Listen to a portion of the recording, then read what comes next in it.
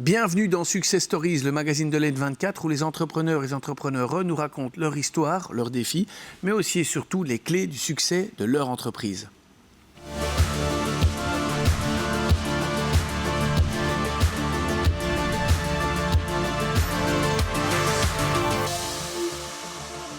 Bon, on a donc le plaisir d'avoir sur le plateau Mathieu Hardy. Bonjour Mathieu, vous représentez donc Invest Suite et vous avez fait des études d'anthropologue, intéressantes. On pourrait se poser aussi comment on arrive à la FinTech, mais anthropologie sociale et culturelle à l'ULB. Vous avez travaillé aussi notamment sur l'accompagnement à la gestion du changement chez Solvay, donc cette entreprise bien connue, équipe de transformation digitale aussi du groupe. Vous occupiez de ça chez Solvay. Ensuite, responsable de produits pour un robot de construction de portefeuille en monnaie digitale. Là, on est déjà effectivement dans le domaine du digital et de la FinTech. Et il y a un an, vous avez rejoint Invest Suite. Alors, Mathieu, on voit que vous avez gagné les pitchs, donc peut-être, c'est quoi le pitch d'Invest Suite ? Invest Suite, le pitch, c'est vraiment d'offrir une suite de produits qui sont des plateformes ou disponibles par API pour aider les institutions financières à accélérer leur transformation digitale. Et le produit avec lequel spécifiquement on a pitché et qui a été récompensé s'appelle Storyteller, qui a pour vocation de complètement révolutionner la façon dont on explique la performance d'un portefeuille à un investisseur. Alors, expliquez-nous un peu, la performance, ça veut dire quoi ?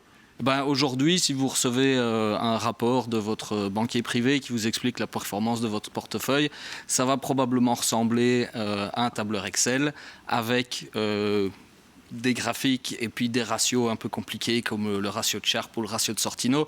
Et pour la plupart des gens, ça ne veut pas dire grand-chose et ils ont vraiment du mal à le rattacher à ceux qui connaissent de la finance ou l'économie. Et nous, ce qu'on fait, c'est qu'on transforme ça en histoire, avec un bon, un méchant, et puis après, tous les détails après, pour ceux qui sont quand même intéressés. Et le bon, c'est toujours la région, le secteur, ou les monnaies qui ont le plus contribué à la bonne performance du portefeuille. Et puis le méchant, c'est plutôt ceux qui a tendance à le tirer vers l'arrière. Et puis on met ça grâce à nos algorithmes, puisque l'intelligence artificielle, c'est quelque chose qu'on utilise beaucoup, en lien avec les nouvelles qu'on peut trouver dans les journaux. Donc si on a un rapport qui est sur le dernier quadrimestre, on va rechercher pour le héros, pour le vilain, les articles de presse qui correspondent le mieux.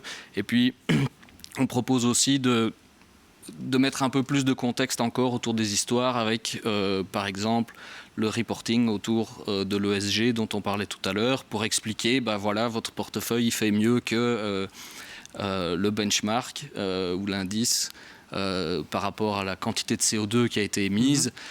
Et vous avez économisé 50 tonnes de CO2 par rapport au benchmark. Alors vous, je ne sais pas, mais moi, 50 tonnes de CO2, je ne sais pas à quoi ça ressemble. Et donc, on le met en contexte. On dit, voilà, c'est la capacité d'absorption annuelle de 2500 arbres, par exemple. Ok.